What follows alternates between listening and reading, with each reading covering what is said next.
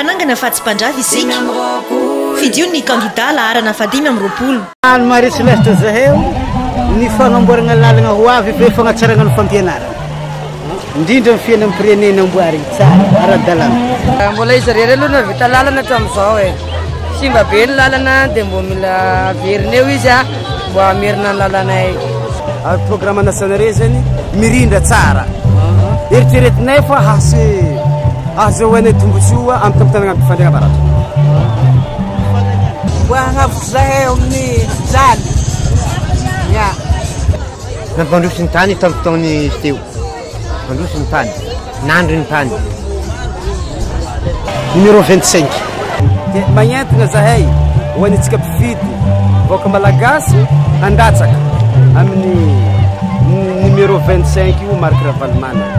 Mampirisika ny vahoaka mba rotsika aminazy. Manentana ho an'ny vahoaka rehetra eto Madagasikara mba hirotsaka, hirona ary ahay safidy amin'ny mpifaninana rehetra atao anatin'ny le olona nilatsaka zany e. Tokony samy safidy amin'ny ahay safidy tsara amin'le fidiny ary mampirotsaka koa mba hifidy any dada fa aoka mba tsy ho very lalana aka numéro 20 hatrany 25 any atsika. Panangana fatsipandravy isika. Fidio ny candidat laharana 520.